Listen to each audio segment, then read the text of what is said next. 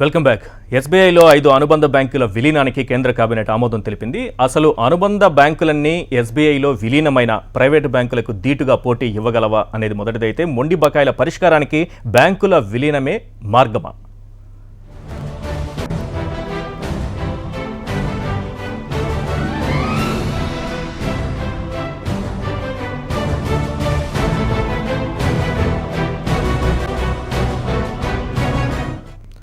Sir, ఎస్బీఐలో 5 అనుబంధ బ్యాంకుల విలీనానికి కేంద్ర కేబినెట్ గ్రీన్ సిగ్నల్ ఇవ్వడం అనేది ఇది సంస్కరణలకు ఒక ముందడుగుగా మనం భావించాల్సి ఉంటుందా? అదే సమయంలో ఎన్పీఏలు తగ్గే అవకాశం ఉంటుందనే ఒక వాదన ఒకటి వినిపిస్తోంది. ఎంతవరకు కరెక్ట్ అనుకోవాలి దీన్ని? అంటే ఒకటి, ఇవాళ స్టేట్ బ్యాంక్ ఆఫ్ ఇండియాలో state bank of Hyderabad, state bank of Travancore ఇవన్నీ విలీనం చేస్తే ఒక పెద్ద బ్యాంక్ ఏర్పడుతుంది. ఇది ప్రపంచీకరణ యుగంలో, అంటే ఫైనాన్స్ గ్లోబలైజేషన్ అవుతుంది, పెట్టుబడుల ప్రపంచీకరణ జరుగుతుంది కనుక ఇప్పుడు ఈ సిటీ బ్యాంకులు ఇంకా అన్ని రకాల బ్యాంకులు ఇండియాలోకి వస్తున్నాయి. ఈ విదేశీ బ్యాంకులతో పోటీ పడి మన భారతీయ ప్రభుత్వ రంగ బ్యాంకులు నిలబడాలి కనుక వీటిని విలీనం చేస్తున్నామనేది వాదన. కానీ అర్థం చేసుకోవాల్సింది, ఈ బ్యాంకులన్నింటినీ ఎస్బీఐలో కలిపినా కూడా ఎస్బీఐ సిటీ బ్యాంక్తో పోలిస్తే అసలు చాలా చిన్నది. అసలు పోటీ పడే అవకాశమే లేదు. మొత్తం ప్రభుత్వ రంగ బ్యాంకులు కలిపిన అసలు అది సిటీ బ్యాంక్తో పోలికే లేదు. అందువల్ల ఇది మొదటి పాయింట్. రెండోది, ఒక నాన్ ఎన్పిఏలు అంటే నిరర్థక ఆస్తులు అంటారు, అంటే మొండి బాకీలు. అంటే మీరు 1000 కోట్లు తీసుకొని కట్టకపోతే నిరర్థక ఆస్తి అవుతుంది ఎన్పిఐ. ఎకనామిక్స్ లో సామెత ఉంది, 100 రూపాయలు తీసుకుంటే తీసుకున్నోడి ప్రాబ్లం. సపోజ్ మీరు 100 రూపాయలు తీసుకున్నారు అనుకో, నేను ప్రోగ్రామ్కి వస్తున్నా అంటే మీరు యాంకర్కి రారు, సార్ అడుగుతారేమో 100. మీరు 1,00,000 రూపాయలు తీసుకున్నారు అనుకో, నాకే ఫోన్ చేసి సార్ వస్తున్నాను లేదా ప్రోగ్రామ్ కంటారు, ఎందుకంటే మీరు చేయలేదు. అందువల్ల ఇది ఎకనామిక్స్ లో సామెత. అందువల్ల 1000, 10 లక్షలు, 20 లక్షలు హౌసింగ్ లోన్ నాలాంటి తీసుకుంటే ఒక్క నెల డిఫాల్ట్ అయ్యడానికి భయపడతాం. కానీ 100 కోట్లు తీసుకున్నాను అనుకో, భయపడాల్సింది లేదు, ఎందుకంటే ఏమైనా వేసుకో, నిరర్థక ఆస్తే కదా అని ఈ రకంగా తయారాడు.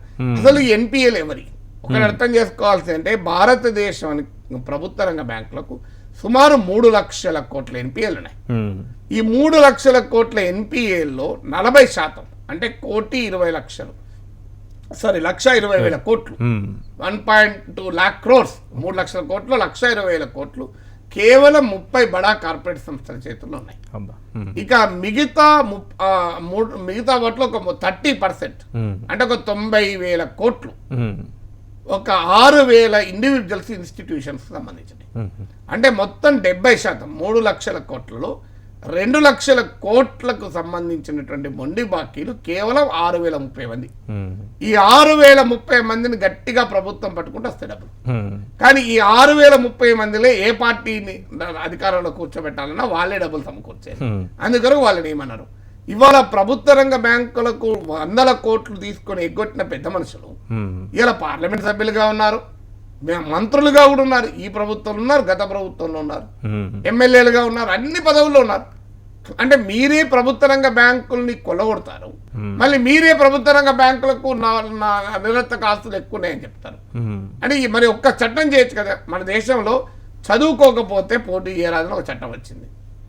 లేదు, ఆఖరికి 2 కన్నా ఎక్కువ మంది పిల్లలు ఉంటే పోటీ చేయరాదని ఒక చట్టం వచ్చింది. అయ్యా 100 కోట్లు 1000 కోట్లు బ్యాంకులకు ఎగ్గొడితే పోటీ చేయరాదని ఒక చట్టం చేయరాదు, ఎందుకు చేయరు? ఎవ్వరు చేయరు. చూడండి, నేను సింపుల్ క్వశ్చన్, ఒక ప్రభుత్వ రంగ బ్యాంకుకు 1000 కోట్లు ఎగ్గొడితే, 1000 కోట్లు అంటున్నాను నేను, చిన్న కాదు, పోనీ 1000 కోట్లు ఎగ్గొడితే ఇతను పోటీకి అనర్హుడు, ఎంపీగా పోటీ చేయరాదు. ఇది ఒక చిన్న చట్టం చేయొచ్చు కదా, చేయరు. ఎందుకు చేయాలంటే వాళ్ళు మన వాళ్ళే. ఆఖరికి ఇలా పేర్లు బయట పెట్టండి అంటే, ఇప్పుడు మీరు ఇమ్లీవన్ బస్ స్టాండ్ పోతే జేబు దొంగలు వీళ్ళు అని ఫోటోలు పెడతారు. వాళ్ళు జాగ్రత్త, ఎంత వాడు జేబు కత్తిరిస్తే 100 రూపాయలు తీసుకుంటారు. వీళ్ళు 1000 కోట్లు ఉన్న వాళ్ళ పేర్లు చెప్పండి అంటే అట్లా చెప్తాం, ఇది ట్రేడ్ సీక్రెట్ అన్నారు. ఆఖరికి ఉద్యోగ సంఘాలు వాటి బయట పెట్టాయి. అందువల్ల ఈ నిరర్థక ఆస్తులు అనేది ప్రభుత్వాల అసమర్థత వల్ల, బ్యాంకుల్లో రాజకీయ పెద్ద మనుషుల యొక్క వారికి అనుబంధంగా ఉండే వ్యాపారస్తుల వల్ల వచ్చింది.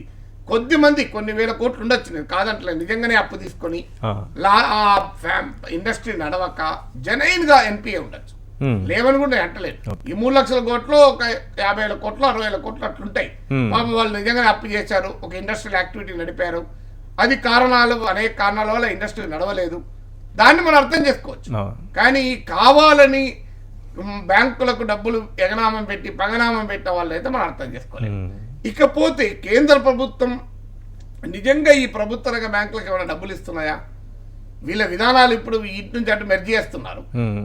ఇటీవల ఎకనామిక్ టైమ్స్ లో state bank of India chief economic adviser ఒక ఆర్టికల్ రాశాడు. అందులో ఆయన చెప్పింది ఏంటంటే 2004 నుంచి 2014 మధ్య కాలంలో ప్రభుత్వ రంగ బ్యాంకులన్నింటిలో కలిపి కేంద్రము సమకూర్చిన నిధులు ఎన్ని అంటే 60,000 కోట్లు. ఇచ్చింది 60,000 కోట్లు. మరి కేంద్రం తీసుకున్నది ఎంత? డివిడెండ్ల రూపంలో 64,000 కోట్లు తీసుకున్నారు. ఇన్కమ్ ట్యాక్స్ రూపంలో పన్నుల రూపంలో 130,000 కోట్లు తీసుకున్నారు. అంటే టోటల్ గా 60,000 కోట్లు పెట్టుబడి పెట్టారు. 194,000 కోట్లు తీసుకున్నారు. ప్రపంచంలో ఏ వ్యాపారంలోనైనా ఒక దశాబ్ద కాలం లోపు ₹1 పెట్టుబడి పెడితే ₹3 ప్రాఫిట్ వచ్చేది. 300% వచ్చే మార్గం చూపెట్టారు. అంటే మరి ఇంత బహిరంగంగా ప్రభుత్వ రంగ బ్యాంకుల నుంచి డబ్బులు లాక్కుంటున్నారే. మీరు నిరర్థక ఆస్తులు పోవాలి అంటే ఒక దశాబ్ద కాలం పాటు పన్నులు డివిడెండ్లు కేంద్ర ప్రభుత్వం త్యాగం చేస్తే మొత్తం వెళ్ళిపోతుంది. మరి ఆ పనులను చేయండి. అసలు ఇవేవి చేయకుండా నేను బ్యాంకులు విలీనం చేస్తా అంటే విలీనం చేసినంత మాత్రానే స్టేట్ బ్యాంక్ ఆఫ్ ఇండియా అప్పులు తగ్గవు, స్టేట్ బ్యాంక్ ఆఫ్ ఇండియా పోటీ పడలేదు. ఇంకో ఆందోళన ఏంటంటే దీన్ని అందంగా ముస్తాబ్ చేసి దీన్ని ప్రైవేట్ వాళ్ళకి ఎవరికో తక్కువ రేటుకి అమ్ముకుంటారా అని ఒక భయం. ఎందుకంటే భారతదేశంలో ఇద్దరికి అనుభవాలు ఉన్నాయి. అందువల్ల ప్రభుత్వాలు అర్థం చేసుకోవాల్సింది వీటిని విలీనం చేయడం వల్ల ఇంకో ప్రమాదం కూడా జరుగుతుంది. ఏంటి జరుగుతుంది? స్టేట్ బ్యాంక్ ఆఫ్ హైదరాబాద్ ఉంది. ఇది మన లోకల్ పబ్లిక్ కు తెలిసిన బ్యాంక్. మీరు గమనించండి, SBI ఉంటుంది, SBH ఉంటుంది. దేనికి పోతాడో బ్యాంక్ ఒక సగటు పౌరుడు SBHకి వెళ్తాడు. పోనీ ఇంకా హైదరాబాద్ లో SBIకి వెళ్తాడేమో కానీ ఓ జమ్మికుంటలో, కోరుట్లను, ఓ నరసరావుపేటలో పోండి. మీరు దేనికి వెళ్తారు? ఒక పాయకరావుపేటలో పోండి. పోరు. ఎక్కడ పోతారంటే SBH పోతారు. ఎందుకంటే ఆ లోకల్ ఫ్లేవర్ ఉంటుంది, ఆ రీజనల్ ఫ్లేవర్ ఉంటుంది. వాళ్ళకు ప్రత్యేకమైన క్లయింటైల్ ఉంటుంది, బేస్ ఉంటుంది. వాళ్ళకు ఒక రీజనల్ అవసరాలకు రకరకాల అవసరాలు తీర్చిన వాళ్ళు ఉంటారు. ఇవాళ ఒక సామాన్యుడికి SBIకి పోయి లోన్ తీసుకోవడం చాలా కష్టం. కానీ లోకల్గా ఉన్న బ్యాంక్ ఏదైనా ఉన్నదనుకోండి, ఆ బ్యాంకు వాళ్ళు లోన్ తీసుకోవడం చాలా సులభం అవుతుంది. అందువల్ల నువ్వు ఒక పెద్ద బ్యాంక్ వచ్చే వరకు దాని రూల్స్ వేరే ఉంటాయి, దేశవ్యాప్తంగా ఒకటే రూల్స్ ఉంటాయి. స్థానికంగా ఉండే ప్రజల అవసరాలకు అనుగుణంగా విధానాలు ఉండవు, స్థానికంగా ఉండే ప్రజల ప్రత్యేక పరిస్థితులకు అనుగుణంగా విధానాలు ఉండవు. State bank of India loan విధానాలు అంటే మొత్తం దేశమంతా కూడా ఉంటుంది. అందువల్ల ఈ స్థానిక అవసరాలను తీర్చగలిగే బ్యాంకింగ్ వ్యవస్థ పోతుంది. థ్యాంక్ యూ సార్, మీ విశ్లేషణ అందించినందుకు. ఇది ఇవాల్టి హెడ్లైన్స్పై ప్రొఫెసర్ కె నాగేశ్వర్ గారి విశ్లేషణ. చూస్తూనే ఉండండి HM TV.